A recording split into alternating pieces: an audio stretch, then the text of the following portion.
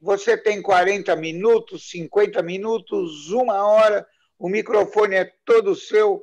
Muito obrigado por ter vindo, Agarelli. Boa apresentação do seu trabalho, dos seus estudos. Obrigado. Boa noite a todos. Eu quero inicialmente agradecer pelo convite, que muito me honra, não só por estar na companhia de vocês, no convívio de vocês, mas por poder falar de um assunto que realmente me apaixona. Bem, meu nome é Ângelo Eduardo Agarelli, família tradicional da Moca. Meu pai era imigrante italiano, do sul da Itália, da Puglia. Profissionalmente, eu sou atualmente consultor de empresas, tenho uma empresa de consultoria. O meu pai foi um dos fundadores do Juventus, como essa explicação aí da paixão. Eu tive várias participações em diretorias do Juventus, cheguei a ser vice-presidente numa das gestões. Minha vida toda foi bastante dedicada ao clube, assim como de toda a minha família. Atualmente sou conselheiro, membro do Conselho Deliberativo do Juventus. Muita gente às vezes estranha de eu dizer que sou juventino, e sou só juventino. A maior parte das pessoas que eu conheço é corintiano juventino, palmeirense juventino, santista juventino, são paulino juventino. Eu, e não muitas pessoas, sou exclusivamente juventino, não tenho outro clube. Então, como eu estou dizendo, muita gente me pergunta como é possível ser só juventino, por que só Juventus? Você não torce por um time de verdade também? E eu falo, não, o time de verdade que eu tenho é o Juventus. E a explicação, assim, não só de minha parte, como de muitas outras pessoas, é simples. O Juventus é um clube diferente de todos os demais. A grande diferença é que o Juventus sempre procurou manter a tradição. É um clube tradicional, ele sempre procurou viver da tradição, onde a conquista de campeonatos é menos importante do que respeitar essa tradição. Juventus é do tempo ainda em que havia um futebol romântico, um futebol menos mercenário, muito menos mercenário que hoje. Tanto é, como vocês vão ver, o próprio estádio do Juventus conservou essa característica de tradicional. Bem, para falar do Juventus, eu não poderia deixar de falar primeiro do Crespi, que é a origem do Juventus. O Crespi, a família Crespi veio para o Brasil por volta de 1890 para trabalhar como representante de umas empresas italianas na área de tecidos. Em pouco tempo, ele se associou com a família Regoli, que já possui uma pequena indústria aqui na Moca mesmo, e criou a Regoli Crespi, uma tecelagem, um cotonifício. Essa empresa rapidamente cresceu. Em 1897 já pôde construir um prédio em condições muito boas, muito grande, e para vocês terem uma ideia, em poucos anos, ou seja, por volta de 1917, essa empresa já possuía cerca de 6.000 operários. Isso é altamente significativo se você levar em consideração que a população de São Paulo, nessa mesma época, era de em torno de 550 mil pessoas. Ou seja, o Crespi possuía cerca de quase 1% da população de São Paulo. No bairro da Moca, dificilmente havia uma família que não tivesse um representante ou uma pessoa que não tivesse trabalhado, que não estava trabalhando no Crespi. Ele foi uma fonte de empregos muitíssimo grande e muito importante. Foi uma empresa que pode se considerar como talvez uma das maiores de São Paulo daquela época. Muito bem. Dentro da fábrica Crespi, em cada seção, praticamente, começou a se desenvolver pequenos clubes de futebol que disputavam a várzea. Naquela época, a várzea era o principal divertimento dos homens. Havia poucos outros tipos de diversão para os homens. Então, eles se valiam muito do futebol na várzea. E a família Crespi sempre foi aficionada do esporte e procurava incentivar isso daí. Uma dessas equipes, formada numa das seções, chamava-se Cotonifício Cavalheiro Crespi Futebol Clube. e começou a ter um desempenho melhor que das outras seções, começou a crescer. Tanto é que, por volta de 1924, resolveu ser mais forte ainda, resolveu se crescer e se juntou com um dos principais clubes de várzea aqui da Moca, que chamava-se Extra São Paulo. Esse não era pertencente aos operários da Ucresp, mas um clube que disputava a várzea já com algum êxito. E a fusão desses dois clubes, o Cotonifício Cavalheiro Crespi, mais a Extra São Paulo, gerou a criação de um novo time que levou o nome de Cotonifício Crespi. Perdeu o Cavalheiro, ficou só Cotonifício Crespi Futebol Clube, também para disputar jogos de várzea. Com essa fusão, e principalmente pelos empregados, pelos jogadores que vieram do Extra São Paulo, tornou-se um clube muito forte na várzea, começou a conquistar vários torneios, várias competições, que tanto é que chamou bastante a atenção do Conde Rodolfo Crespi, que ele viu que o nome da empresa estava sendo difundido de uma forma bastante positiva, então resolveu dar um apoio maior.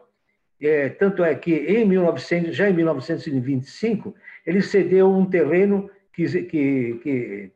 localizado na Rua Javari, que à época se chamava Rua Javri, na Moca, pertencente ao Cotonifício, e que era usado até então como depósito de materiais, e resolveu ceder esse terreno para que ali fosse construído um campo de futebol para esse clube, Cotonifício Crespi Futebol Clube.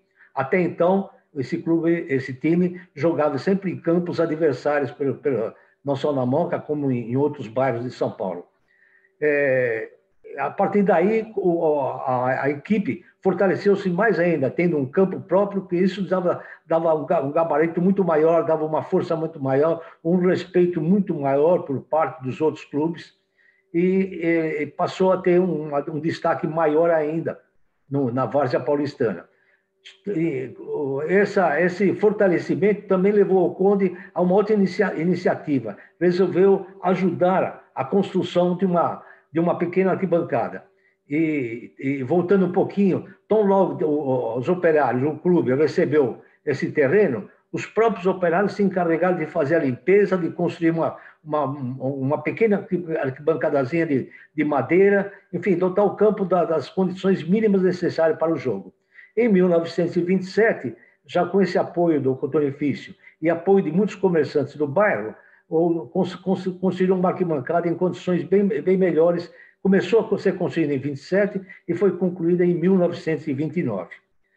Bem, com o crescimento do clube, ele resolveu se filiar à Associação Paulista de Esportes Atléticos, que era a Federação Paulista da época. Eu vou voltar um pouquinho, porque eu falei que em 1917 o Crespi já possuía 6 mil empregados.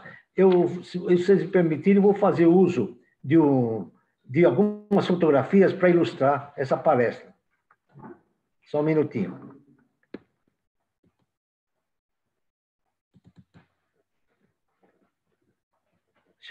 Aqui. Você pode deixar assim? Aqui. Bem, essa é a família Crespi na sede do Crespi, durante algum evento que aconteceu lá. Esse é o prédio construído pelo Crespi. Eles possuíam uma propriedade muito grande.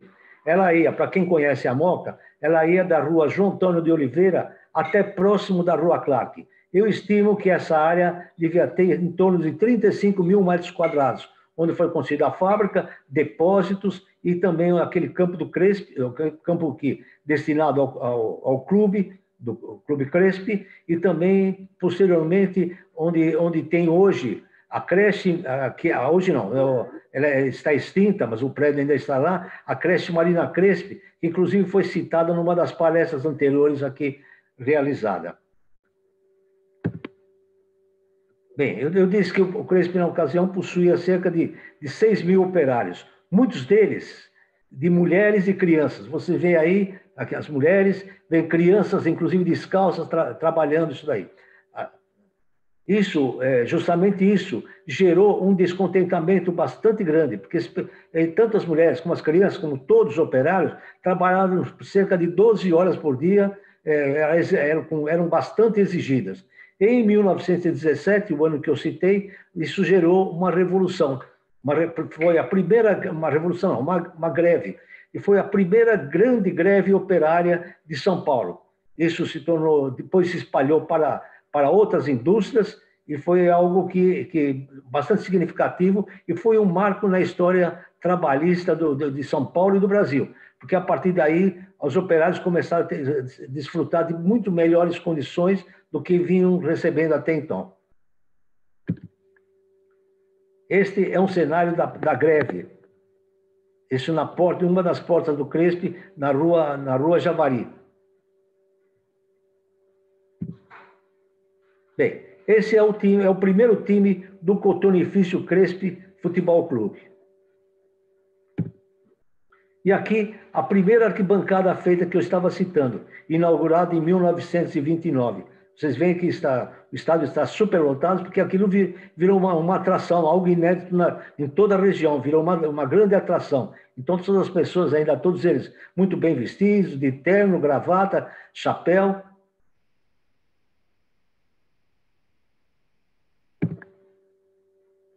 Bem, dando sequência a história que eu vinha abordando, um outro acontecimento também ocorreu bastante significativo. A Revolução de 1924, quando o Cotonifício Crespi, por ser uma das maiores empresas e de origem italiana e com o objetivo de tentar bombardear a economia de São Paulo, os prédios do Cotonifício Crespi foram severamente bombardeados, parcialmente destruídos e incendiados. Isso criou um pique, uma série de problemas financeiros para o Cotonifício. Bom, dando sequência, em 1926, o Cotonifício Crespi Futebol Clube filiou-se à Associação Paulista de Esportes Atléticos, que era a Federação Paulista de Futebol da época, e passou a disputar iria disputar o campeonato da terceira divisão paulista. Só que no primeiro ano, em 1926, houve um problema junto à federação e eles acabaram promovendo todos os times para a segunda divisão. Assim que, em 1927, o Juventus disputou já o campeonato na segunda divisão. A equipe não foi muito bem nesse primeiro campeonato, mas, aliás, foi razoavelmente bem, porque chegou a ser vice-campeão. Mas, na época, existiam dois tipos de competições. O primeiro quadro, o quadro principal, e o segundo quadro, que depois de uns anos passou a se chamar de aspirantes. E o segundo quadro foi campeão da categoria. Em 1928, o Juventus disputou a primeira divisão do campeonato. Não é bem uma primeira divisão, era denominada dessa forma, mas porque acima dela existia a divisão principal. Seria o equivalente a hoje à segunda divisão. Mas aí teve uma atuação um pouco mais fraca e ficou em quarto lugar nesse campeonato. Só que o segundo quadro voltou a ser campeão, ou seja, foi bicampeão do Campeonato Paulista da segunda divisão, da primeira divisão. Em 1929, aí sim o Juventus teve uma atuação magnífica, ficou em primeiro lugar, conquistou o campeonato, tendo apenas uma derrota.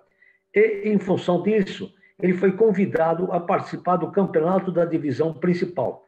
Na época, não era como hoje, em que o campeão da segunda divisão ou da primeira divisão já passaria automaticamente para a divisão de cima. Na época, dependeria de convite. E o Juventus foi convidado a disputar o campeonato da divisão especial, que seria realizado em 1930.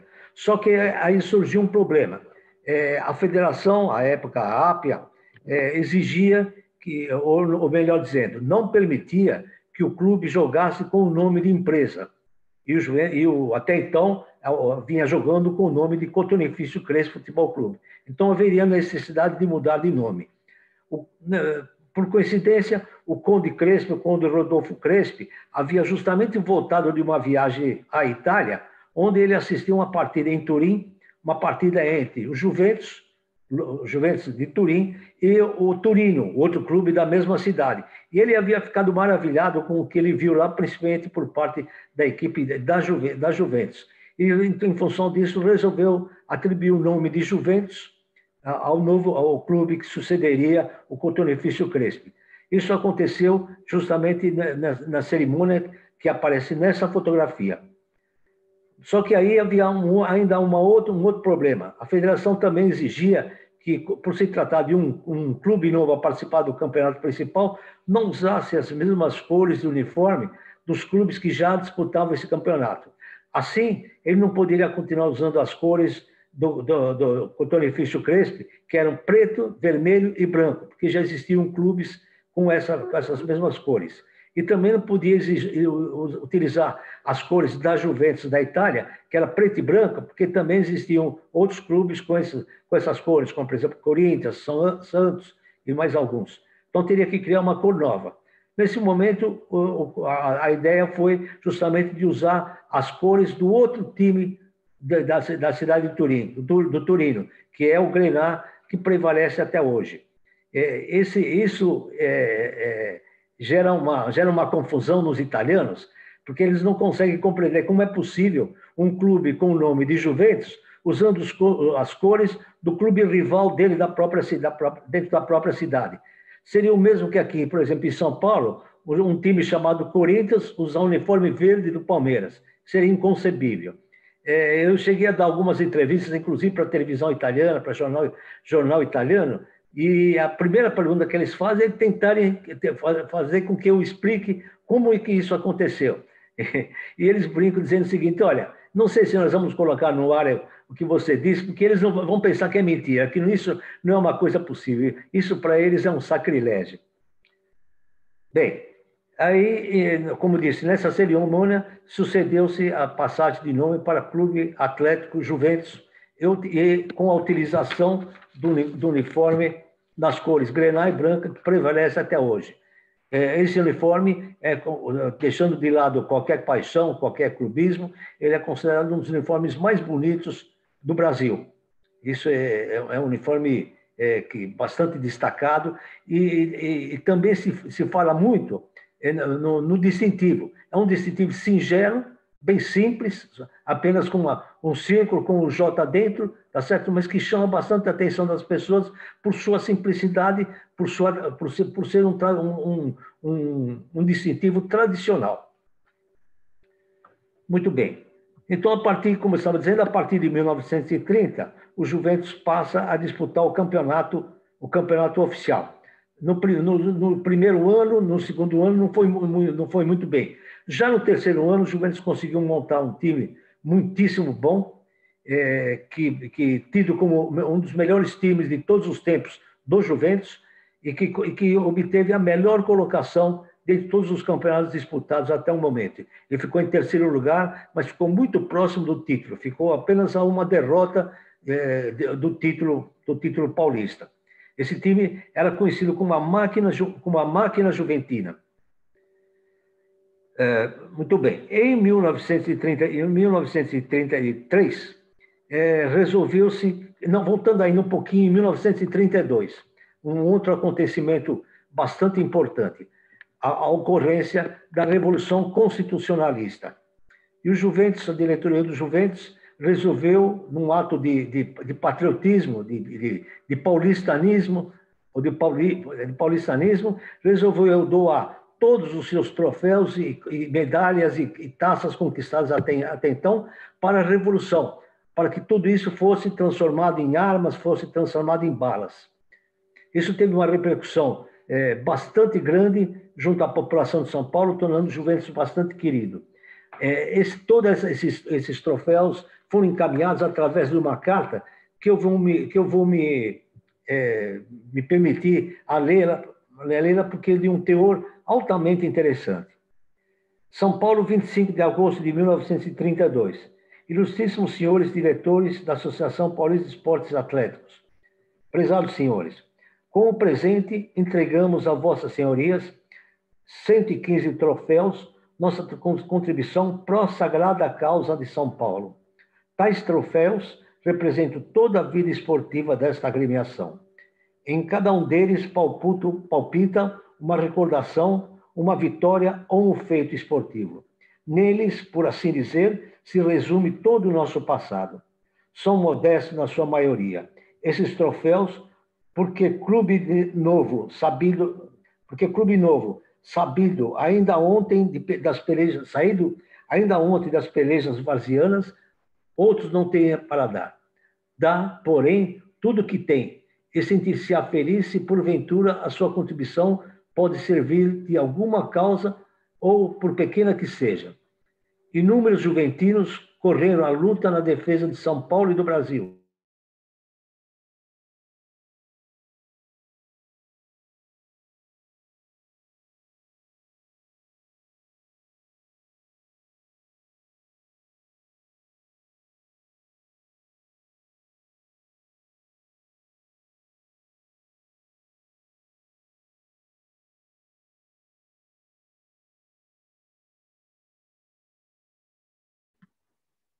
Só confirmando, para você está no mudo também?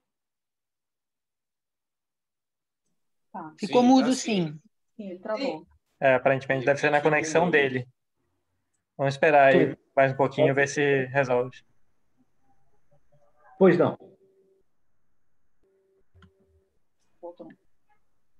Acho que ficou mudo. Travou um pouquinho aí, acho que talvez 1 ou 2 minutos. Eu estava lendo a carta, se eu não me engano.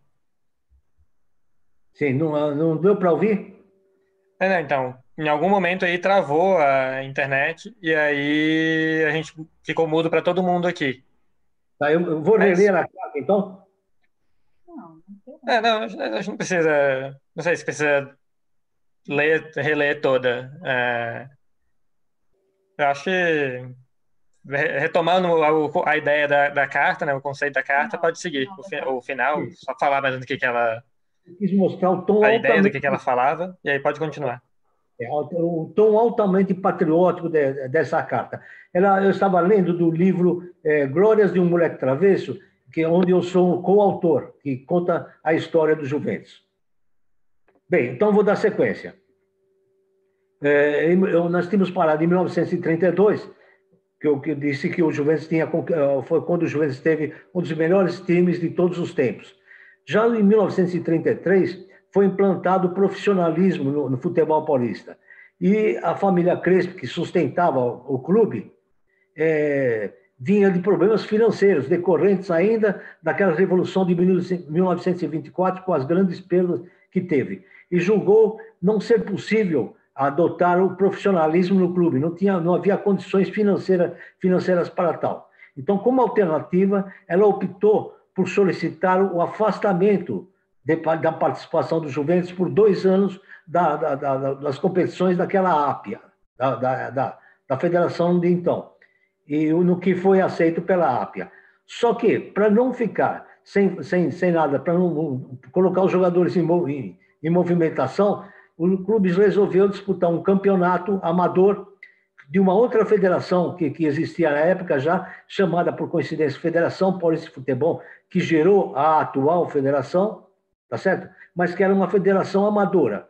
E só poderia, sendo assim, o Juventus, sendo uma federação amadora, poderia disputar, mas não com o nome do Juventus. Que se disputasse com o nome do Juventus, perderia a filiação à entidade principal. Então, resolveu disputar o campeonato com o nome de Fiorentino. Nome esse dado em homenagem à Fiorentina da Itália, que era da cidade de Firenze, cidade essa da família Regoli, aquela que eu disse que tinha uma parceria inicial com a família Crespi. Então, usou o nome do Fiorentino, e o conde Crespi havia novamente ido para a Itália e tinha trazido os uniformes completos da Fiorentina, que é um uniforme que ainda é meio lilás. E o Juventus, então, disputou o campeonato de 1933 e 1934 por essa nova federação amadora.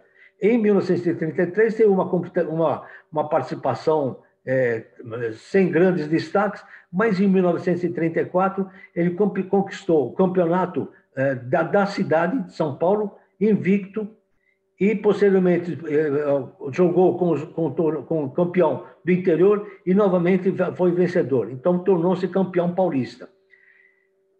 Há algum tempo, o Juventus, digo, há uns 2 anos atrás, o Juventus reivindicou junto à Federação Paulista de Futebol que fosse considerado como campeão paulista também, porque o campeonato foi organizado também pela Federação Paulista de hoje, tá certo?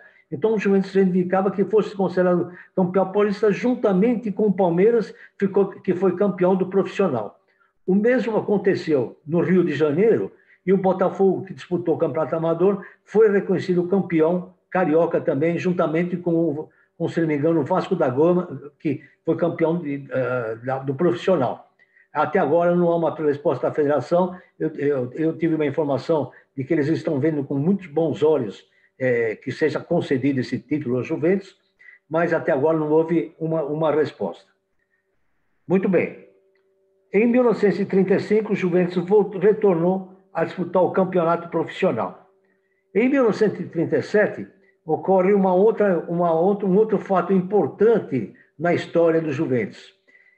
O Juventus jogando contra o Corinthians, na Rua Javari, que o Corinthians, esse que liderava o Campeonato Paulista, e vinha de 35 partidas invictas, e o Juventus saiu-se vencedor pela contagem de 4-2. Foi um fato inédito, um fato que teve um destaque muito grande na imprensa. Falou-se muito desse jogo, dessa vitória do Juventus. E, em função disso, um famoso jornalista esportivo, Tomás Mazzoni, diretor da Gazeta Esportiva, ele, além de ser um profundo conhecedor de futebol, ele tinha o dom de dar apelidos aos clubes. Então, por exemplo, foi ele que apelidou o Palmeiras de Periquito, o Corinthians de Mosquiteiro, enfim, o 15 de Piracicaba de Nhoquim, o Taubaté de Burro da Central, enfim, todos esses apelidos, ele atribuiu ao Juventus o apelido de moleque travesso. Até então, o Juventus era chamado de garoto. Por que garoto? Porque era o clube mais novo que disputava o Campeonato Paulista. Então, aliado a essa história de garoto, moleque, ele atribuiu moleque travesso, dizendo que o Juventus perdia dos pequenos e ganhava dos grandes, fazia suas travessuras. Nessa charge, aparece o garoto, moleque travesso, sendo levado pelo Adriano Crespi, o filho do Conde Rodolfo Crespi, que presidiu o Juventus desde 1924, então Cotonifício Crespi, até abandonar o clube em 1949. Então, esse apelido vingou, tanto que até hoje o Juventus é chamado de moleque travesso, e até enquanto disputou o campeonato da divisão principal, continuou tendo essa fama e tendo essas molecadas derrotando os grandes clubes, principalmente em momentos em que os grandes estavam em boas condições, próximos a títulos, o Juventus fazia essas molecadas. Em 1941, o Juventus promoveu, no período de 1937 até 1941, promoveu uma reforma muito grande do estádio e praticamente reconstruiu o estádio, inaugurado então em 1941. Tem algumas imagens de como era o estádio, com a explicação que é o seguinte: do jeito que ficou o estádio reinaugurado em 1941 é exatamente do mesmo jeito que está hoje. Ele sofreu mínimas modificações, não em sua arquitetura, mas em outras coisas, mas na arquitetura é exatamente a mesma de hoje. E esse é um dos destaques do Juventus. Justamente, quer dizer, é um estádio de quase 80 anos, tá certo? Conservando a mesma estrutura, que era a estrutura romântica, a estrutura parecida com dos estádios ingleses antigos também, tá certo? Isso atrai muito público. Muita gente vem na Javari e passa a torcer para o Juventus justamente pelo estádio. pelo romantismo que ele transmite. Com você está muito próximo dentro do campo, muito próximo dos jogadores, você ouve o que os jogadores falam, você conversa com os jogadores. É um estádio pequeno, hoje a capacidade dele, por exigências legais, é de apenas 4.400 pessoas. Quer dizer, você encontra as pessoas, virou um ponto de encontro com amigos, um ponto de encontro de famílias, tá certo? Hoje o Juventus é frequentado por famílias, muitas mulheres, muitas crianças. Quem vem uma vez na Javari, ele passa a ser torcedor do Juventus. Então, essa é a fachada principal do estádio. Aqui é o acesso às arquibancadas. Essa, não, do lado esquerdo, é a arquibancada de 1941, inaugurada em 1941. E do lado direito é a atual. Você pode ver que é praticamente a mesma coisa. Apenas, na ocasião, os bancos eram de cimento, hoje existem cadeiras. Outra diferença é que, nessa foto de 1941, existe uma cerquinha que dividiu o gramado dos torcedores. Uma cerquinha de menos de 1 metro de altura. E hoje ele foi substituído em 1954, por exigência até da federação, por um alambrado. Esse também é uma parte da arquibancada, as tribunas dos conselheiros e diretoria. E essa é uma foto que eu gosto muito, que mostra bem o vínculo do Juventus com o Operário. O Juventus é considerado um clube operário, porque foi formado por operários inicialmente. Então, mostra bem o campo do Juventus com algumas torres de chaminés de uma fábrica que existia bem atrás do campo de futebol. Eu gosto muito dessa foto. Esse é um outro detalhe bastante interessante. Esse é o placar do Juventus. O placar, quando acontece algum gol, esse funcionário sobe lá por dentro do placar e muda a numeração com o gol que aconteceu. A torcida do Juventus, embora formada nos últimos tempos por muitos jovens, a torcida vinha envelhecendo, mas de repente, justamente pelos motivos que eu expliquei, quer dizer, essa característica de tradicional, e um movimento desses jovens de ódio ao futebol moderno. Eles têm isso como lema, ódio ao futebol moderno. Então, se apaixonam pelo Juventus, porque o Juventus preservou essa tradição, como eu disse, preservou os tempos de um futebol mais romântico. Essa torcida não quer que haja qualquer modificação. Há algum tempo atrás, uma presidência do clube tentou fazer uma arena no estádio da Rua Javari, mas a torcida do Juventus se revoltou e não aceitou. Esse placar, também numa das gestões mais recentes, também foi transformado num placar eletrônico. Foi colocado um placar eletrônico bem na frente, ele grudou nesse placar.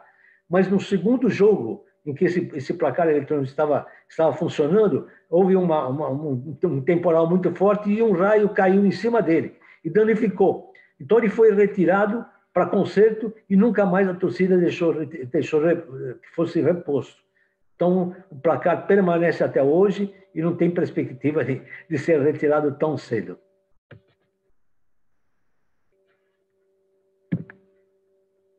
Bem, o Juventus não teve muitas conquistas em todos esses tempos. Em 1971, ele conquistou o Paulistinha, que foi um campeonato paulista, mas sem a participação dos grandes.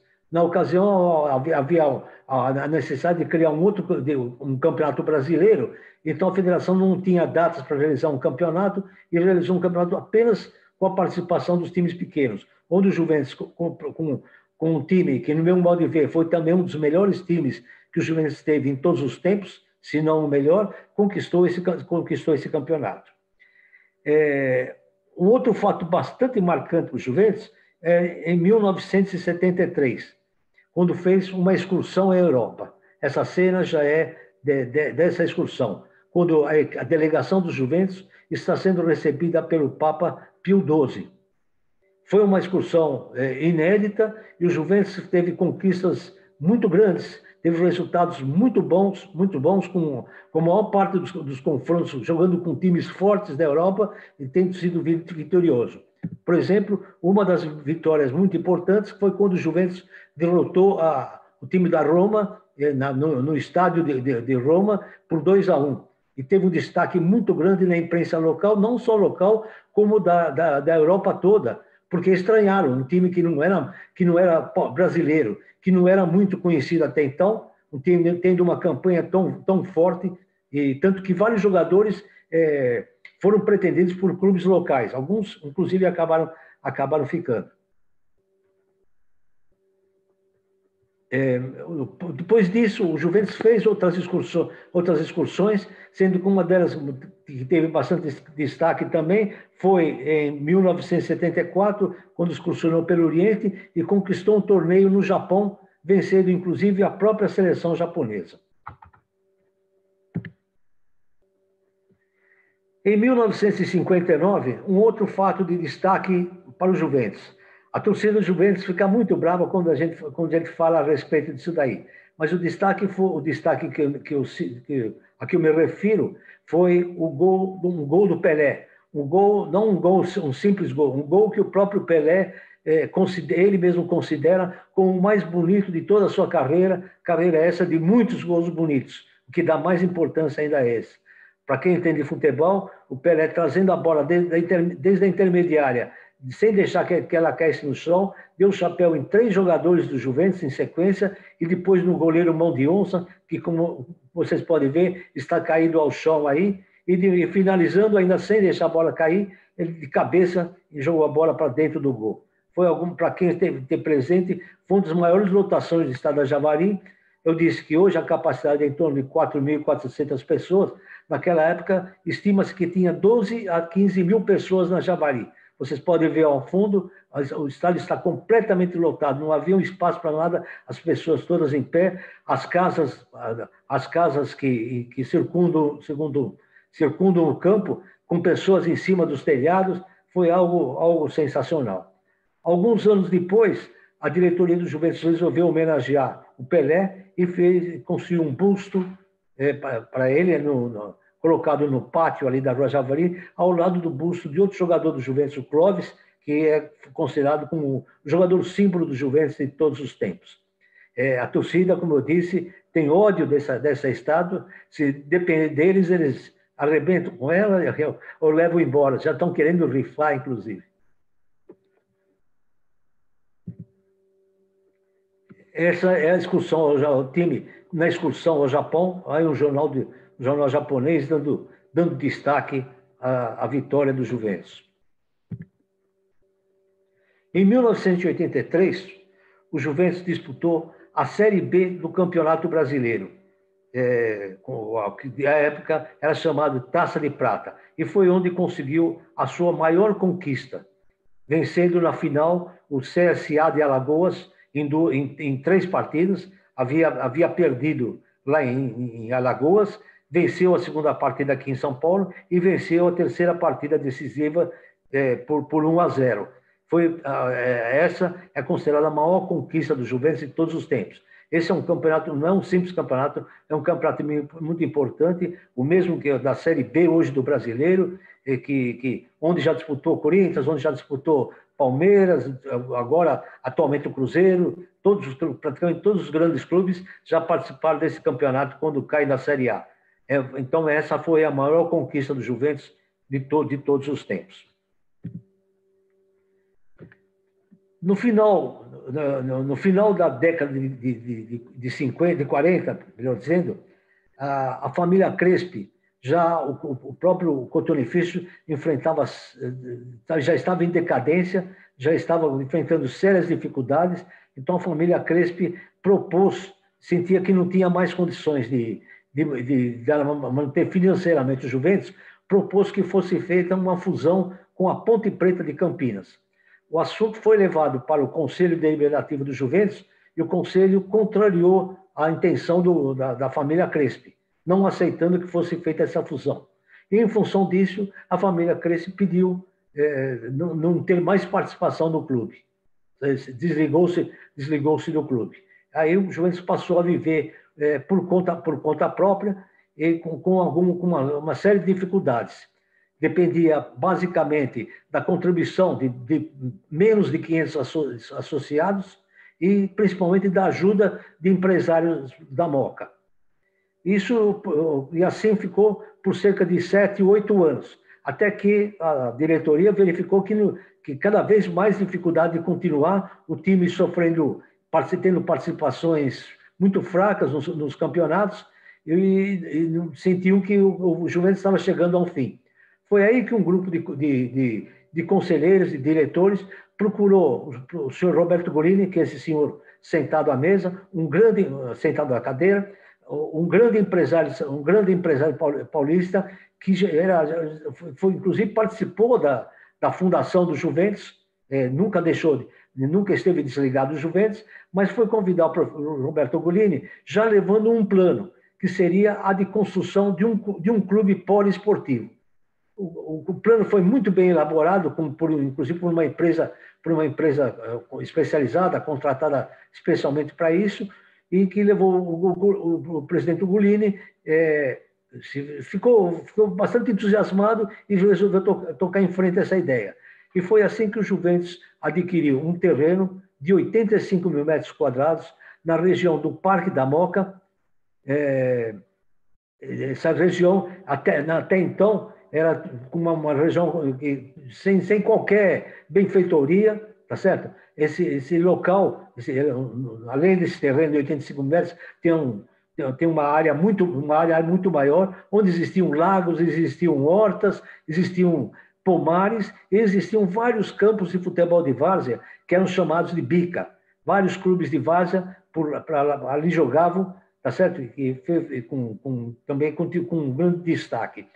E o Juventus comprou grande parte desse terreno, como eu disse, de 85 mil metros, resolveu lançar títulos patrimoniais e saindo vendendo, com um bom planejamento de marketing, inclusive feito também por empresa especializada. Em uma semana, o Juventus já tinha vendido 4 mil títulos patrimoniais.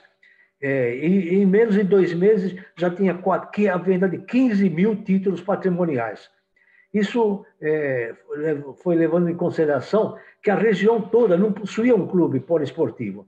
Nem aqui na Moca, nas proximidades, Vila Prudente, essas vilas todas nas cercanias da Moca, nem no ABC. Então, o Juventus, com grande facilidade, conseguiu vender todos esses títulos. E em curto espaço de tempo, em 3 anos, avançou bastante nas construções, e em 4 anos, praticamente, o clube todo já estava pronto. E aí já contava com cerca de 130 mil associados, incluindo os dependentes, tornando-se o clube com o maior número de associados em toda a América Latina. Esse é um panfleto de divulgação do clube, da venda de títulos na época. E esse é uma vista aérea do clube. E assim, costumamos dizer que o Juventus passou de um pequeno clube, de um pequeno time de futebol, para um grande clube. Eu creio que essa é a história do Juventus. Naturalmente, ela é muito mais ampla, mas eu procurei sintetizar. Apenas gostaria de ressaltar que eu entendo que, pelas explicações que eu dei, dá para entender do porquê o Juventus é tão querido, porque o Juventus é considerado o primeiro time de poucos, mas o segundo time de muitos, justamente pela sua simpatia, porque é um clube neutro, um clube que não tem aquelas grandes rivalidades com outros clubes. Isso faz com que o Juventus conquiste muitas pessoas.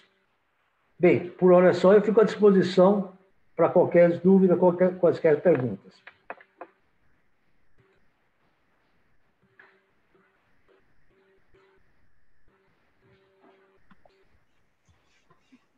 Bom, não sei se mais alguém tem alguma pergunta. A gente teve uma aqui no chat do Juliano. Não sei se o Juliano quer ele mesmo repetir a pergunta, se eu leio? Bem, vou ler aqui. Bom, ele disse que perguntou, na verdade, ele disse que chegou um pouquinho depois e perguntou se sobre o antigo nome do Juventus ser La Greca e que teria sido fundado por Napolitano. O Crespi era napolitano ou era de outra região da Itália? Um dos times do Cotonifício Crespi era La Greca, realmente. Mas ele não era napolitano, o criador desse clube, era o Vicente Romano, ele era ele era vêneto.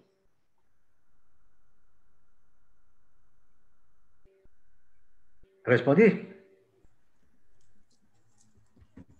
Bom, eu creio que sim. Não sei se o Juliano quiser dar mais algum comentário. Ou outras pessoas também, se não quiserem, podem perguntar ou pelo chat ou abrir o microfone. Agarelli? Bogdan, o Júlio. Oi, Agarelli. É o seguinte, as maiores molecadas do Juventus, acredito que foi contra o Corinthians, né? Principalmente, o primeiro ganhador da loteria esportiva, que ganhou sozinho, foi em função de um jogo do Juventus contra o Corinthians, se não estou enganado. É isso mesmo, né, Agarelli? Sim, eu não lembro bem o ano, se foi 70... Não lembro, acho que foi 71, 72. 71, né? Foi 1-0 o gol do Brecha de falta no Pacaembu. E anteriormente ele tinha feito outras molecagens também, muitas vezes contra o Corinthians. Né? Principalmente sobre o Corinthians. O maior prazer que o Juventus tem era em cima do Corinthians. Eu gostaria de destacar que o Júlio é um companheiro de conselho deliberativo do Juventus, um dos mais atuantes conselheiros do Juventus. Obrigado. O Agarelli, André Bogdan, eu vi uma passagem aí de uma foto antiga sobre a primeira arquibancada do estádio, e ela tem alguma coisa a ver com a fundição ou com o material que foi importado, por exemplo, para aqui no centro, que era um antigo velódromo. Tem alguma ligação nessas arquibancadas, não pelo fato de serem a mesma arquibancada, mas de ter vindo de fora, foi construído aqui? Como é que foi essa história? Porque são detalhes interessantes. Não, não tem nada a ver com o velódromo. Velódromo, eu não sei exatamente onde era o velódromo, mas era inclusive ficou muito famoso porque também era um campo de futebol também, era usado como campo de futebol. E a arquibancada não foi todo o material foi doado por comerciantes da região.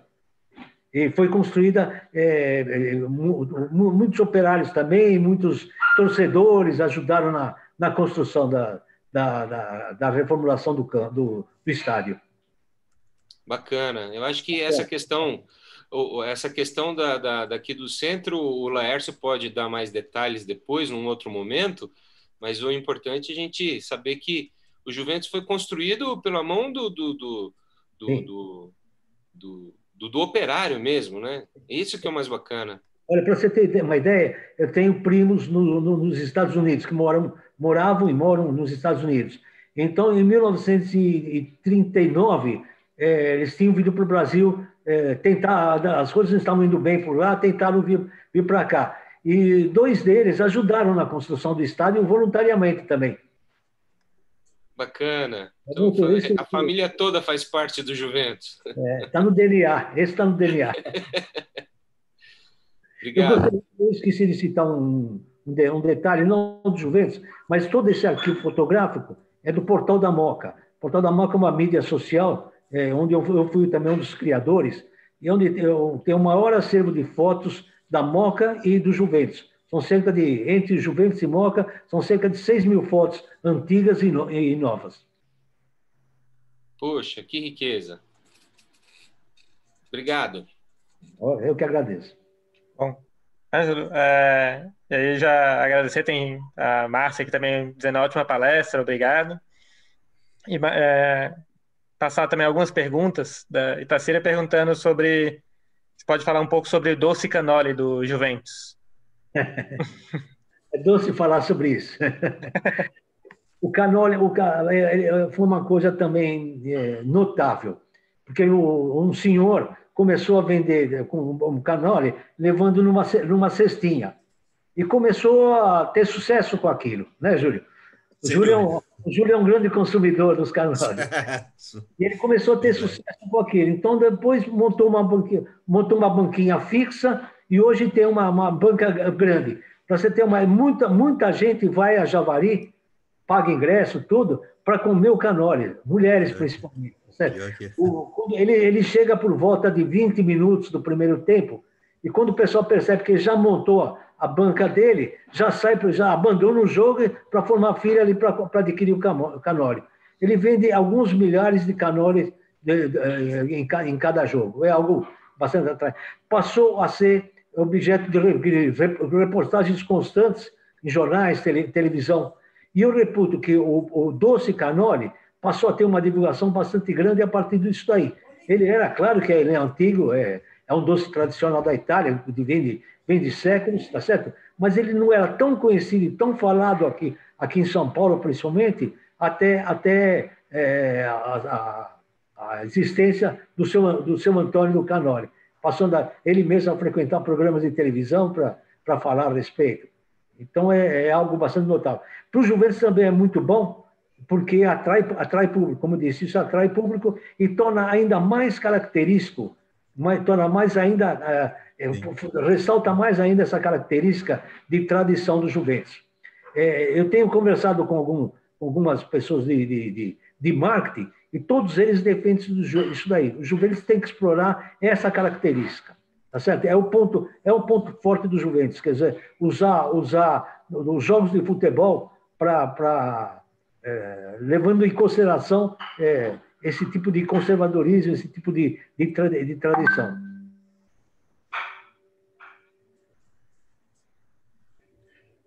Beleza. Uma outra pergunta também aqui, que fizeram por texto. Se o clube tem alguma relação com o restaurante Esfirra Juventus?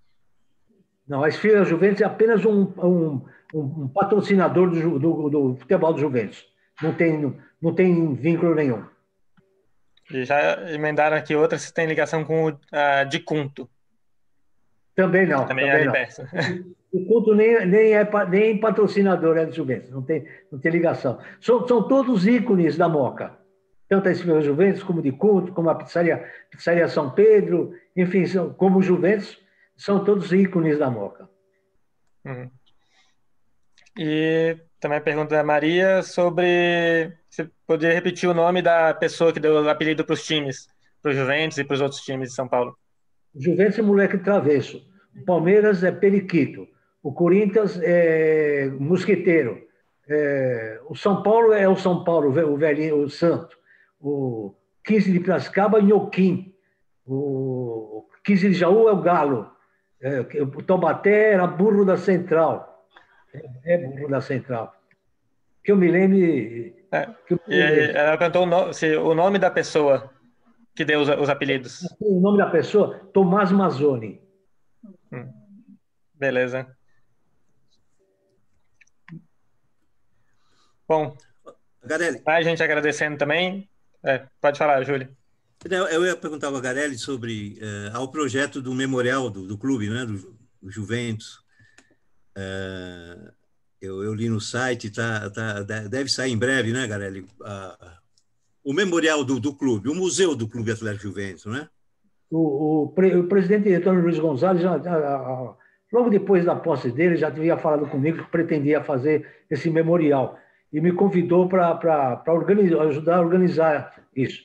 Ainda no dia recente da eleição do Conselho, ele reforçou isso aí, e dizendo que prevê que dentro de 2 meses deve dar início ao memorial.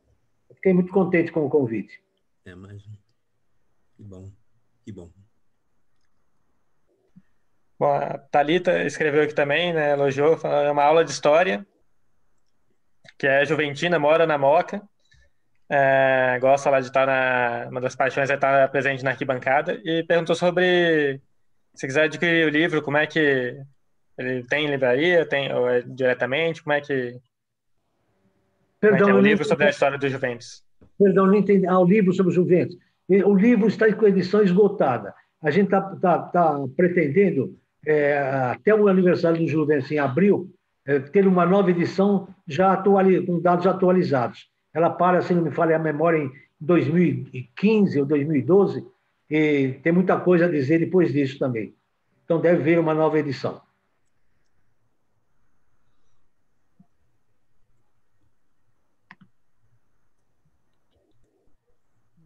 Bom, mais alguém que queira abrir o microfone ou fazer a pergunta pelo chat?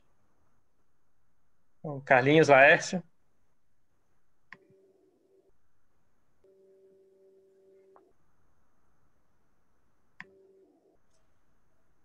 Oi, Agarelli. O André de novo. Eu não sei bem o que eu perguntaria, assim, objetivamente, mas me passou pela cabeça a questão do porte do Juventus em relação aos outros times. Houve alguma diferença em relação foi relacionado ao esporte especificamente, do fato de o Palmeiras, o Corinthians terem se transformado no tamanho que eles se transformaram e o Juventus ter ficado uma coisa mais familiar, uma coisa um pouquinho menor. Eu não sei dizer sobre isso. É por isso que eu também não sei fazer uma pergunta tão objetiva e direta aqui, mas seria uma coisa mais subjetiva e aberta aqui para a gente poder falar mais um pouquinho sobre o crescimento e o andamento do time, do clube, desde lá de trás até agora. Bom, veja bem, dá para responder isso sim. Vamos começar pelas origens do Juventus. Vocês viram as dificuldades. Ele dependia financeiramente do Conde e se tornou um clube de bairro. Tá certo? Essa é uma grande diferença. Ele se tornou um clube de bairro. Então, era o clube da Moca, o Juventus da Moca. Ainda hoje, quando se fala de Juventus, é Juventus da Moca. Você não ouve falar do Corinthians do Tatuapé, do Corinthians hoje de Itaquera, o Palmeiras da Água Branca, e se falava Juventus da Moca. Então, começou isso, que ficou muito restrito a torcida a isso. Tá certo? Tinha um ou outro torcedor de outro bairro, mas era muito pouca coisa. Segundo, o aspecto financeiro, sempre dependeu financeiramente do Conde. Tanto que, como eu disse, quando a família Crespo abandonou, o Juventus enfrentou grandes dificuldades. Tá certo? Dependia de alguns diretores sustentaram. Naquela época, entre eles meu pai, meu irmão, que foi diretor também, quer dizer, era a época em que o diretor punha dinheiro no clube. Tá certo? Diferente do que a gente vê muito hoje daí de diretores se aproveitando do clube. Não falo do Juventus, falo em geral, tá certo? Então, esse foi um fator. Depois, então, o Juventus procurou viver com aquilo que podia.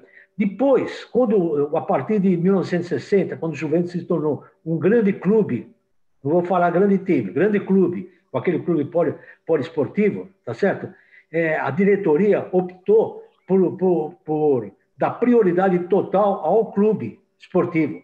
Quer dizer, usar o dinheiro, que era a grande arrecadação, era decorrente do clube, usar para o próprio clube, para os associados do clube. Tá certo? Então, nessa época, também não cresceu. No meu modo particular de ver, se o Juventus tivesse investido nessa época no futebol, porque a partir daí passou a ter, como eu disse, 130 mil associados.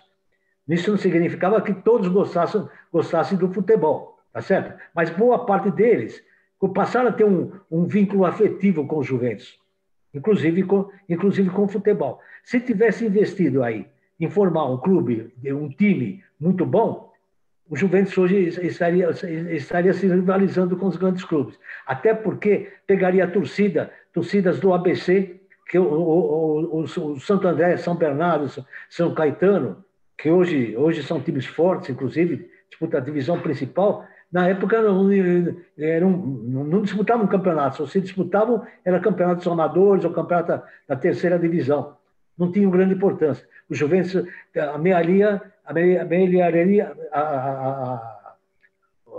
torcedores de toda aquela região e de outras regiões teria se tornado grande. Mas, como eu disse, a diretoria foi uma opção, não sei se certo ou errado, mas realmente isso impediu e o Juventus crescer. E a partir daí também o Juventus começou a ter uma queda muito grande, como todos os clubes de associados. Houve uma queda muito grande de associados, tá certo? Então ficou já mais difícil manter um futebol de alto nível e um clube do tamanho que é o Juventus. Tá certo? Essas são as explicações principais. O Spéria passou por isso, o Juventus, a Portuguesa acho que também passou por isso, né? Muito pior. A Portuguesa praticamente, o clube social acabou praticamente a Portuguesa. Praticamente, né? E aí o que a gente vê mais ou menos nessa linha, mas que parece que deu certo, né? É o Paineiras, o Pinheiros. Eu não sei se o Sírio foi nessa linha, mas eles também não tiveram time de futebol nem nada, né? Esse é um fator bastante grande, porque o futebol consome parte do dinheiro hoje do Juventus, tá certo? Não tem como. Eu reputo também, sabe, que o grande problema dos clubes, a maior parte deles alegava a concorrência dos condomínios. Hoje os condomínios têm área social, tá certo? Esse é um fator, de fato. Tem gente que prefere ficar no condomínio e tal e não frequenta, não ir para o clube. Um outro fator que você pode apontar também como importante, que é hoje em dia, muitos têm casa no litoral, tem casas no interior, chácaras, sítios, tá certo? E preferem o final de semana ir embora de São Paulo para esses locais, tá certo? Mas o que eu reputo como o maior problema no Juventus e alguns outros clubes, como foi o Spera, que se recuperou a tempo, tá certo? O maior problema que eu vejo é que esses clubes não se modernizaram. Eles viveram administrando o clube da mesma forma que administrava há 20, 30 anos atrás. E hoje é diferente. Há 20, 30 anos atrás, eu levava minhas filhas para ir no parquinho do Juventus, no playground do Juventus. Tá certo? Hoje a criança não quer saber de playground, não quer saber de brinquedos, de videogames, de brinquedos radicais, tá certo? E o Juventus, principalmente, não se atualizou com isso. O Juventus hoje está tendo uma tendência grande de mudança agora nessa gestão, mas o Juventus vinha sendo o mesmo de 20, 30, 40 anos atrás. Tá certo? Eu já fui, por exemplo, em bons shows lá no Juventus. Sim. E é famoso carnaval do Juventus também, né? Era o maior salão de São Paulo. Não sei se ainda é, mas era o maior salão de São Paulo. Bacana. E mesmo porque tem a questão de popularizar, né? Eu não sei o quanto que os times pensavam na questão de ter o associado mais elitizado, não sei se essa é a palavra correta, mas assim, o fato de popularizar mais. Por exemplo, o Spéria, eu estava vendo que ele tinha até 2016, 2015, mais ou menos, uma espécie de título popular que eu poderia pagar muito barato para ser sócio e usar algumas dependências do clube e poder fazer esporte, etc. e tal. O problema é que São Paulo ficou gigante, né? E o acesso a esses clubes meio que ficou restrito a quem tem carro. Então, assim, realmente é complicado e teria que se pensar numa forma bem moderna para trazer o público de volta. Chamar um especial para estudar isso daí, um especialista. O Juventus merece. O Conselho do Juventus vem trabalhando em cima disso, justamente em contratar uma consultoria especializada para vir com essas ideias todas de inovar. De certa forma, a consultoria é bom, mas tem que escutar o povão. Do povão vai vir boas ideias, principalmente dos associados. E aqueles que querem se associar, né? Uma das coisas é essa, foi o que o Juventus não fez, de fazer uma pesquisa junto a associados e ex-associados e não associados. Por que você abandonou o clube? Tá certo? O que você gostaria que o clube tivesse? Não fez isso daí. Qual a sua ideia de clube, né? Exato. Obrigado, galera. Eu que agradeço. Bom, tem mais algumas perguntas, galera. Do Walter, ele dá parabéns aí, bela palestra. E pediu para falar um pouco sobre a creche ao lado do estádio. Ele diz que a creche era mantida pelo CRESP, tinha um trabalho social importante, um belo prédio. E aí pediu para comentar um pouquinho mais sobre essa creche. E aí comentar se tem relação com o clube hoje ou era só com os CRESP mesmo. Principalmente depois da Revolução de 1917, o CRESP teve que mudar o seu conceito de relacionamento com os empregados.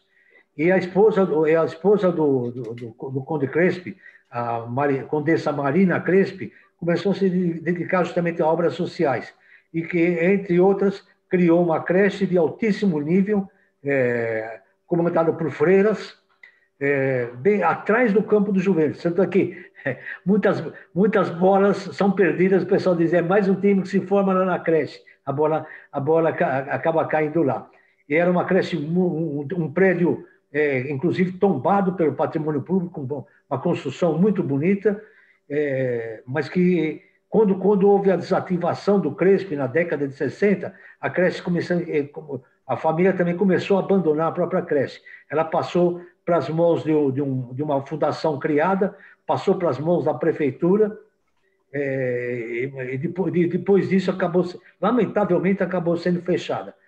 A questão de 2, 3 anos atrás, o prédio foi invadido por sem-tetos e foi praticamente destruído. Então, roubaram todas as portas, janelas, e conservou-se apenas a estrutura física e, mesmo assim, bastante danificada. Mas foi uma perda bastante grande sobre todos os aspectos, sobre o aspecto social, sobre o aspecto de histórico, mas era muito bem quista por toda a população da Moca.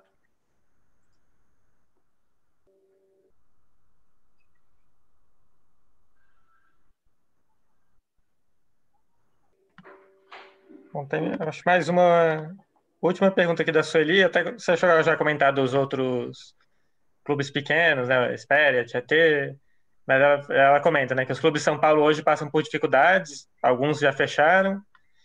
Como é que está o Clube Juventus com relação, se ele consegue se manter, a questão de finanças dele está bem? E aí a pergunta está geral sobre clube, mas acho que dá para falar um pouco sobre a parte de futebol, né, a parte de estádio e a parte do clube social também.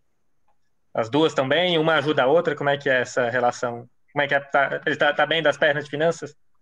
O Juventus já vinha enfrentando uma dificuldade onde as despesas estavam sendo maiores que as receitas. Então, já de algumas gestões vinha tendo dificuldade nesse sentido. Tanto é que teve que fazer um refis, financiamento de impostos atrasados. Com a pandemia, agravou-se bastante a situação, quer dizer, porque o Juventus perdeu praticamente quase toda a renda, muitos associados deixaram de pagar suas mensalidades. O Juventus tem uma fonte de receita bastante grande, que é a locação dos salões de festa, das boates, e deixou, como não ocorriam mais eventos, deixou de ter essa receita. Então, agravou a situação do clube. Há uma dívida que o nosso presidente está de cabelo em pé, mas eu praticamente não estou assustado. Não porque a responsabilidade não seja minha, é dele como presidente, mas porque eu vejo que o Juventus consegue controlar isso com bastante facilidade. O perigo, muita gente fala, o Juventus está falindo, o Juventus vai fechar. Essa possibilidade não existe, até porque o patrimônio do Juventus é muito grande.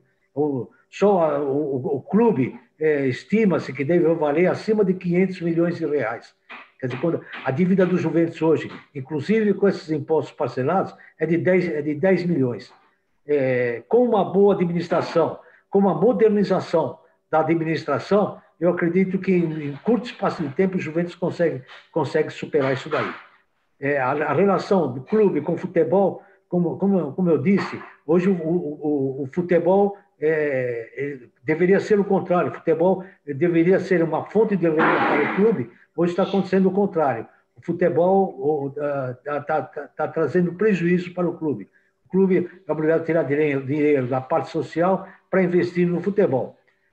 Alguns conselheiros defendem acabar com o futebol, mas isso também é inviável, porque o Juventus nasceu para o futebol, tá certo? E, como eu disse, sendo bem administrado e o Juventus está tomando esse caminho, conseguirá contornar esse prejuízo atual, conseguirá se reerguer, voltará a ter bastante sócio.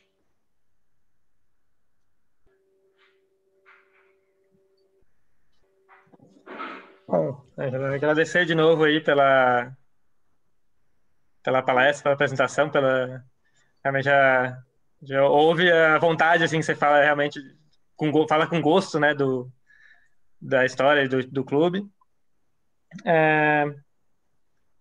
Tá, aí fizeram mais uma pergunta aqui, enquanto eu estava falando, o Paulo comentou que ele já escutou falar que a questão da camisa seria para agradar os juventinos italianos, com o nome, e o Verona com a cor da camisa, ficar com os dois. Meio jogar um pouco para os dois lados, né? É isso mesmo? Ele está perguntando. A verdade mesmo é essa, né? Porque ele deu o nome do Juventus, como não podia usar a mesma cor da camisa da Juventus, ou as cores que vinha usando até então, ele deu o nome do outro time de Turim, que ele viu jogar. Então, esse foi o motivo. Existe uma lenda que os filhos do Conde, essa lenda dizia que os filhos do Conde, um era torcedor da Juventus, outro era torcedor do Turino. Então, ele quis agradar aos dois. Mas isso é uma lenda romântica da atribuição do nome, das cores da camisa. Mas a verdade foi atribuir para os dois times da cidade de Turim. E só confirmar, o Júlio está com a camisa do Juventus, a impressão? A camisa do Juventus. Desculpa não entender. Perguntou para o Júlio que se ele está com a camisa do Juventus, ele está mostrando que ele está mesmo. E essa camisa, Garelli, é aquela retrô, né? Você pode ver que o J, ele tem uma saliência aqui em volta, né? Essa deve ser a camisa que o Juventus conquistou a taça de prata, se não me engano. Sim, é retrô, exatamente. Eu ganhei lá no Camisteria de Moca. Eu gosto muito dela. Muito legal. Garelli, a foto que você mandou para gente do lado de um troféu, que troféu é aquele? Eu busquei na internet e não achei detalhe dele. De prata. Aquele é o troféu de prata. Qual a história dele? Exato. Qual a história dele? De quando que é? Conquistado em 1983, no Campeonato Brasileiro Série B. Olha, que legal. Como eu disse, a principal conquista do Juventus em todos os tempos.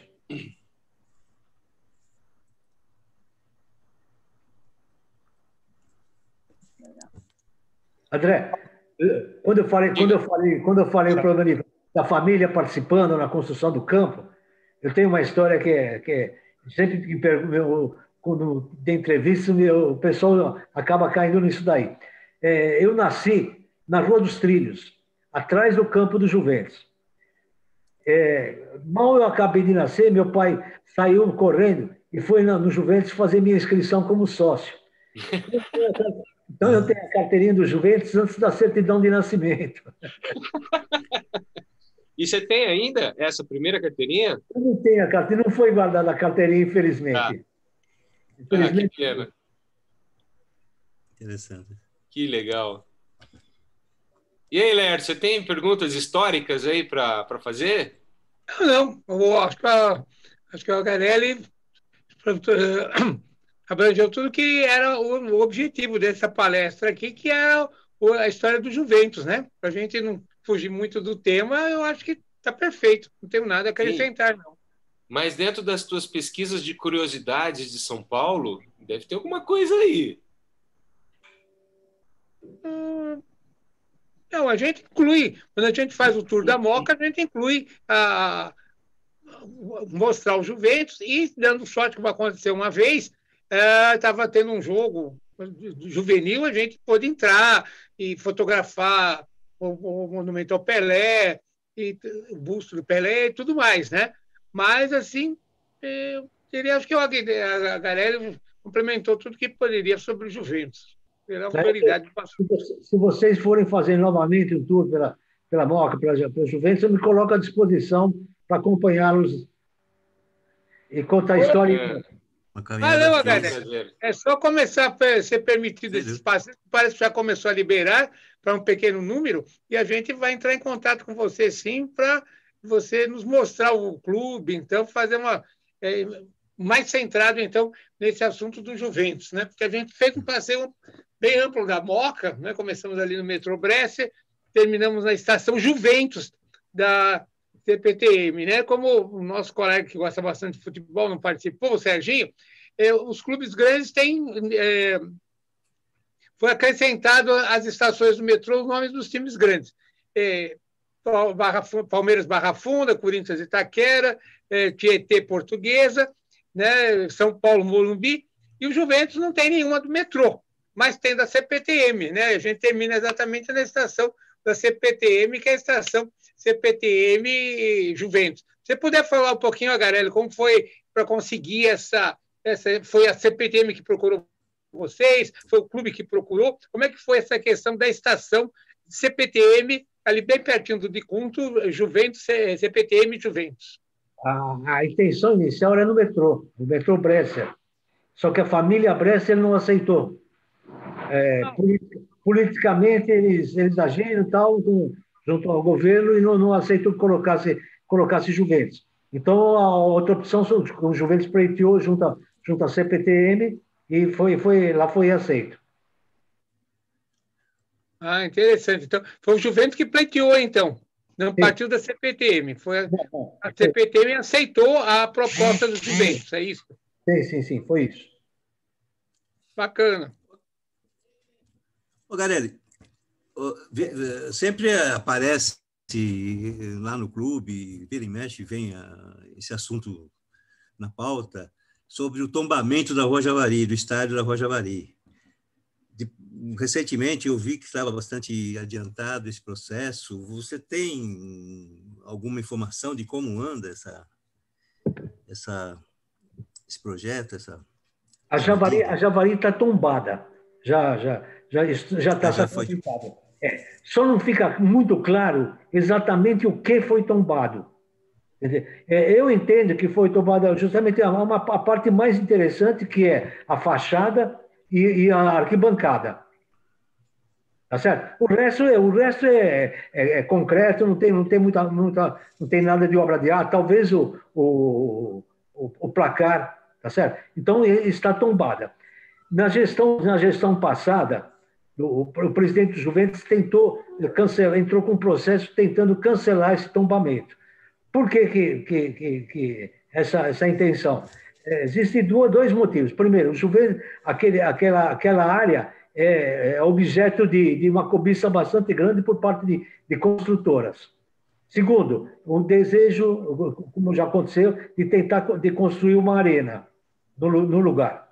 Que, no meu modo de ver, não é. Se um dia o Juventus tiver que ter uma arena, não é tão já. O Juventus teria que ter primeiro uma estrutura, tá com um bom time de futebol, ter uma estrutura administrativa que permitisse ter essa arena. Bom, mas não vem ao caso. Então, ele está tombado. Na gestão atual, descobriram que esse tombamento pode trazer uma fonte de receita muito grande para o Juventus. Estima-se até em torno de 15 milhões de reais, que é um tipo de incentivo que as áreas tombadas têm para poder dar manutenção às mesmas. Tá certo? Então, o Juventus receberia esse dinheiro com o compromisso de dar manutenção a toda essa área que está tombada. Esse processo está em desenvolvimento, está bastante avançado. Isso ajudaria bastante a resolver esse problema financeiro do Juventus. Por isso que eu digo que eu não estou temeroso, não, com relação à situação econômica e financeira do Juventus. Vai ter a solução e em breve. Tomara. Agarelli, fala um pouquinho para nós, né? Tem uma coisa que também chama bastante atenção, o pessoal comenta, é a questão que acho que você já deixou mais ou menos implícito, que é a questão de manter a tradição. Ele não tem iluminação, né? Não pode ter jogo noturno. E até, como no Vila Maria Zélia, tem até iluminação, que é um várzea, tem iluminação. Conta um pouquinho para nós essa história da iluminação. Não tem muito a ver com o problema de tradição isso, tá certo? Porque o Juventus já teve iluminação. por volta de 1960 e pouco, tinha iluminação. Só que o custo, na época, era muito alto. Muitos jogos à noite era muito alto. Tá certo? O público era pequeno. Hoje seria diferente. Hoje eu entendo que seria diferente. Porque mesmo em jogos da semana, o Juventus é obrigado a jogar à tarde por não ter iluminação. Tem um público razoável. Se fizesse o jogo à noite, tem várias faculdades na região, e para cabular e assistir jogo do Juventus seria uma beleza. Então, teria um público que compensaria ter iluminação. Isso já foi solicitado à diretoria, a torcida quer, isso sim, a torcida quer que tenha, foi solicitado à diretoria, eles ficaram de fazer um estudo nesse sentido. Bacana, porque a lenda, porque o pessoal fala por aí, igual você falou da lenda das camisas dos filhos do comendador, é que não querem ter, para não quebrar a tradição, ele faz questão de não ter iluminação. Legal, você vê quanta coisa interessante falou, que esclareceu um monte de coisa que é dito por aí, que não corresponde à verdade. Verdade.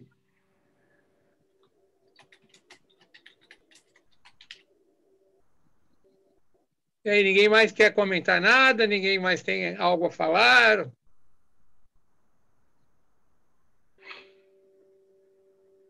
Bom, então nos resta agradecer a todos que ficaram com a gente, né, até essa palestra. Agradecer mais uma vez ao Júlio por ter nos indicado a Garelli. Agradecer ao pessoal da técnica que coordenou tudo para que saísse tudo bem. E agradecer, lógico, ao Garelli por essa aula que ele nos deu, mesmo esclarecendo muita bobagem que se diz por aí, o povo fala uma coisa e aquilo acaba virando uma verdade, né? A mentira repetida muitas vezes vira verdade.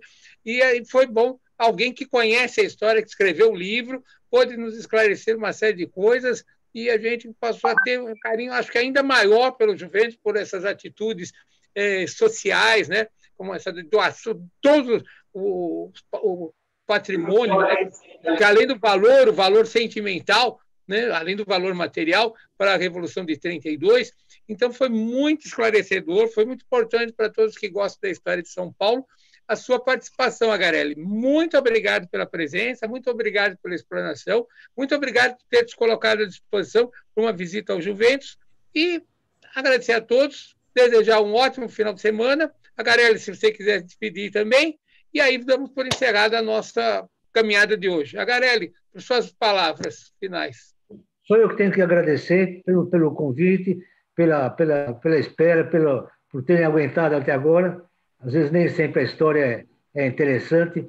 Eu procurei dar um enfoque mais nessa parte de tradição, nessa parte de patrimônio. Espero que tenha conseguido. Então, eu agradeço muito. Eu gostei muito de estar aqui com vocês e me coloco à disposição sempre que precisarem. Parabéns, Parabéns. Muito obrigado a todos. Votos de uma ótima semana e até a próxima quinta-feira, se Deus quiser. Obrigado a todos, boa noite, até lá. Valeu, pessoal. Tchau, Laércio, tchau, Garelli. Obrigado, Parabéns, pessoal. Tchau. Obrigado pela Parabéns aula. mais uma vez, Agarelli.